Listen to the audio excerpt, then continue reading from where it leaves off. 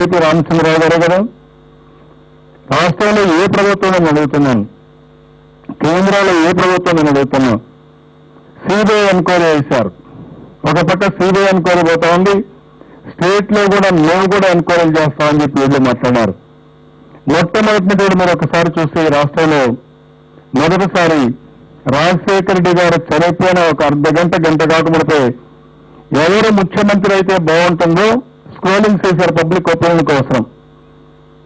ఆయన చనిపోయి dead body రాకముడిపై మేమందరం కూడా సానుభూతిగా ఆరోగ్యించాలని మేము పద్ధతి ప్రకారం చేస్తామంటే ఎమ్మెల్యేలు సిగ్నేచర్స్ క్యాంపెయిన్ చేసి ముఖ్యమంత్రి ఎవరు కావాలో సిగ్నేచర్స్ క్యాంపెయిన్ చేసే పరిస్థితి వచ్చారు.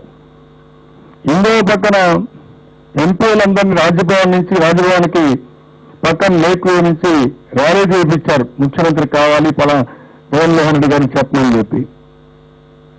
ఇంకో పక్కన మీరు చూస్తే ఎవరైతే సహకరించలేదో వాళ్ళందరిపై దాడులు ప్రారంభించారు. అంటే అరాచకానికి ఒక పరాకాష్ట. నేను చెప్పడం కాదు, వాళ్ళ ఎంపీలే చెప్పాడు. చనిపోయిన వాళ్ళందరూ కూడా కొంతమంది నేచురల్ డెత్ చనిపోతే కూడా ఇది కూడా ఆత్మహత్యల కింద క్రియేట్ చేశారని చెప్పి ఆ రోజు చెప్పే పరిస్థితికి వచ్చారు. ఈ మీడియాని ఎక్కువ దీనికి కావాలని ఇవన్నీ చేశారు. పత్రికా స్వేచ్ఛ చాలా అవసరం. పత్రికా స్వేచ్ఛ విధ్వంసానికి దారి తీసే స్వేచ్ఛ ఉంటేనే ప్రమాదం. ప్రతి ఒక్కరూ బాధిత రాహిత్యంగా ఉండాలి. ఈ రోజు జరిగిన సంఘటన చూస్తా ఉంటే రాష్ట్రంలో చాలా బాధేస్తుంది. ఒక పక్క విపరీతంగా ఎంత దారుణంగా అంటే నిన్నటి వరకు మనం చూస్తే ఒక సెంటిమెంటల్ ఇష్యూ అయినాక ప్రజలందరూ కూడా బయట రావాలంటే ఇప్పుడిప్పుడే బయట వచ్చే పరిస్థితికి వస్తున్నారు. నిన్న మేము ఆర్టీసీ రేట్లు అబ్నార్మల్ గా పెంచారు. అబ్నార్మల్ గా ఆర్టీసీ రేట్లు పెంచితే మేము మా పార్టీ వాళ్ళతో మాట్లాడి ప్రజల్లో చాలా బాధ ఉంది. ఇప్పుడు మనం మళ్ళీ ఎక్కడైనా కానీ బస్సులు కానీ డ్యామేజ్ చేయడం కానీ లేకుంటే రాస్తా రోకలు చేయడం మంచిది కాదు. అవసరమైతే మనందరం కూడా ప్లే కార్డ్స్ పెట్టుకొని సైలెంట్ ప్రొటెస్ట్ చేద్దాం. ఇంకో పక్కన బస్సులు క్లీన్ చేసి తద్వారా ప్రజల్లో చైతన్యం తీసుకురావాలి, ప్రయాణికుల్లో చైతన్యం తీసుకురావాలి మేము ప్రయత్నం చేస్తామంటే రాత్రికి రాత్రి ఇవన్నీ చేసి ఒక పథకం ప్రకారం కావాలని చెప్పి నేను టైం కూడా చెప్పాను. 4 గంటల 55 నిమిషాల 38 సెకండ్లకు ఎస్ఎంఎస్ మాకు దొరికిన ఎస్ఎంఎస్ వచ్చి అదే మరిగా ముందుగానే ఎస్ఎంఎస్లు పంపించి తర్వాత టీవీలో స్టార్ట్ చేసి అదే ఇంకొకటి 2 టీవీల్లో వేసి రాష్ట్రాన్ని అల్లకల్లోలం చేయడం కోసం ప్రతి ఒక్కరిలో అభద్రతాభావం వచ్చి చాలా దారుణంగా ప్రవర్తించడం కోసం ఇవన్నీ చేశారు. దీన్ని తెలుగుదేశం పార్టీ చాలా తీవ్రంగా ఖండిస్తున్నాం, గర్హిస్తున్నాం. అసలు ఈ రాష్ట్రంలో ప్రభుత్వం ఉందా అని నేను అడుగుతున్నాం. ఇది జరిగితే పోలీసులు ఏం చేస్తానని అడుగుతున్నాం. ఎలక్ట్రానిక్ మీడియా పోయి లేకుంటే ఫోటోగ్రాఫర్స్ పోయి ఫోటోలు తీయగలిగింది, అక్కడ జరిగే విధ్వంసాన్ని మీరు అడ్డుకోలేకపోయారని అడుగుతున్నాం. ఎందుకు ఇంత చేతగానతనంతో పోలీసులు వారిని అడుగుతున్నాం. ఈరోజు ఎంత దారుణం అంటే ఇవన్నీ జరిగిన తర్వాత రాత్రంతా వస్తే పోలీసులు చేయలేకపోయారు. అసలు ప్రభుత్వం ఏం చేస్తామని అడుగుతున్నాను. ఈ రాష్ట్రంలో హోమ్ మినిస్టర్ ఉన్నారా, ముఖ్యమంత్రి ఉన్నారా, ఉంటే వాళ్ళు ఏం చేశారు, ఎందుకు యాక్షన్ తీసుకోలేకపోయారు? ఇది ఏ పరిస్థితులకు దారి తీస్తుందో మనం అందరూ ఆలోచించాల్సిన అవసరం ఉంది. ఈ రోజు ఇక్కడ కాంగ్రెస్ పార్టీ ఉంది. ఎవరైతే ఇవన్నీ చేపించారో ఆ ఎంపీ కూడా కాంగ్రెస్ పార్టీ ఎంపీ. కేంద్రంలో మీ పార్టీ అధికారంలో ఉంది. మీకు ఏదైనా ఉంటే సిబిఐ సరిగా చేయకపోతే కేంద్రాన్ని పోయి చెప్పుకోవాలి, సోనియా గాంధీ చెప్పుకోవాలి. ఏదో మీరు రెచ్చగొడేసి మీ మనుషులు పెట్టి యాంటీ సోషల్ ని ఎవరైతే ఈరోజు సంఘ విద్రోహ శక్తులను పెట్టి ఎక్కడికక్కడ దాడులు చేసి ఇష్టానుసారంగా చేసి ఇదేదో వైఎస్ఆర్ యొక్క ఫ్యాన్స్ చేస్తున్నారు, ఇంకొకరు చేస్తున్నారని చిత్రీకరించడం మంచిది కాదు.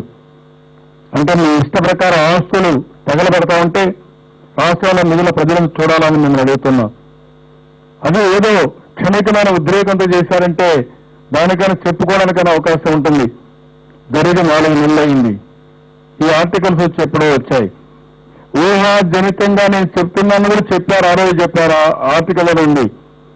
అలాంటిది ఒక కాగ్నిజెన్స్ లేని వార్తని, ఆధారం లేని వార్తను తీసుకుని టీవీలు వేయడం, ఏదో జరిగిపోయిందని చెప్పి ఇష్ట ప్రకారం చేయడం, ఒక బాధ్యత కలిగిన వ్యక్తులు బాధ్యత రాహిత్యంగా ప్రవర్తించడం, మీడియా కూడా బాధ్యతగా ఉండాల్సిన మీడియా బాధ్యత రహితంగా ప్రవర్తించడం ఇది చాలా దారుణం, అనాగరికం.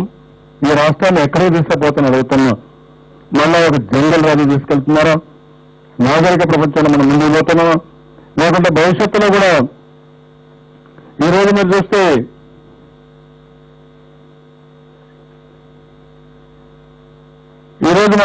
ఎన్ని చూస్తా ఉంటే చాలా దారుణంగా తయారైపోతున్నాయి. బాధ్యత లేకుండా పోతా ఉంది, ఎవరికి జవాబుదారితనం లేకుండా పోతా ఉంది. ఏమి చేసినా మేము తప్పించుకుంటామనే ధీమా వచ్చింది. ఎలాంటి రాష్ట్రాన్ని తగలబెట్టినా నన్ను ఏమీ చేయలేరు, మమ్మల్ని ఏమీ చేయలేరని ధీమా మీకు వచ్చి ఇలాంటి దారుణమైన పరిస్థితులు చేస్తున్నారు. కాబట్టి మేము చాలా స్పష్టంగా దీన్ని ఖండిస్తూ, ఇదే కాదు ఈరోజు చాలా బాధపడుతున్నాను నేను. ఎందుకంటే ఆ రోజు మీరు చూస్తే 9 సంవత్సరాల తెలుగుదేశం పార్టీ పాలనలో ఎక్కడ కూడా ఆస్తుల మీద విధ్వంసాలు లేకుండా, ఒకప్పుడు హైదరాబాద్ లో మత విద్వేషాలుండే హైదరాబాద్ ని మత సామరస్యాన్ని కాపాడాం. రౌడీజం లేకుండా, ఆస్తులపైన దాడులు జరగకుండా, లేదంటే ఎక్కడ చూసినా ఒక పద్ధతి ప్రకారం లా అండ్ ఆర్డర్ని శాంతిని పరిరక్షించాం. దానివల్ల ప్రపంచం మొత్తం కంపెనీలు వచ్చే పరిస్థితికి వచ్చింది, ఇన్వెస్ట్మెంట్ వచ్చే పరిస్థితికి వచ్చింది.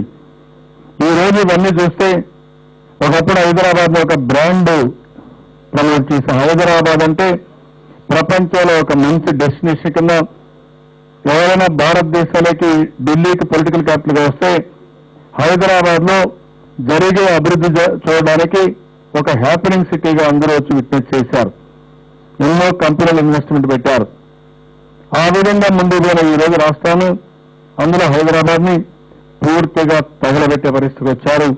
వీళ్ళ స్వప్రయోజనాల కోసం ఈరోజు ముఖ్యమంత్రిని మార్చాలనో ఏంటి నాకు అర్థం కూడా, ఆయన అసమతిని ప్రూవ్ చేయాలనో నాకు అర్థం కావడం లేదు. ఆయన చేయలేకపోతే ఆయన దించేసి ఒక ముఖ్యమంత్రిని పెట్టుకోండి. నేను అడుగుతున్న కాంగ్రెస్ పార్టీ, ఎందుకు మీరు ఇంత ఉదాసీనంగా ఉన్నారు? ఎందుకు బాధ్యతారహితంగా ప్రవర్తిస్తున్నారు?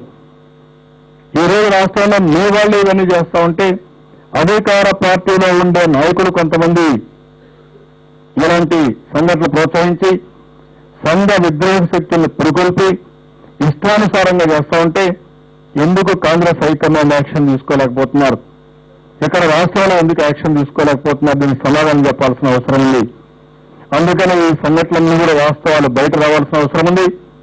లేని సంఘటన ఏ విధంగా మీరు సృష్టించారు, ఎలాంటి ఆధారం లేకుండా ఈ విధంగా టీవీలో వేయించారు, టీవీలో వేయించినప్పుడు బ్రాడ్కాస్ట్ ఎవరు చేయించారు, ఎవరు దీని వెనుక అన్నారు, ఇవన్నీ కూడా త్వరగా ఎంక్వైరీ జరగాల్సిన అవసరం ఉంది. ఎవరు ఎస్ఎంఎస్లు ఇచ్చారు, ఎంతమందికి ఎస్ఎంఎస్లు పోయినాయి, ఈ ఎస్ఎంఎస్లు ఇచ్చిన వ్యక్తి యొక్క కుట్రలో భాగమేంటి?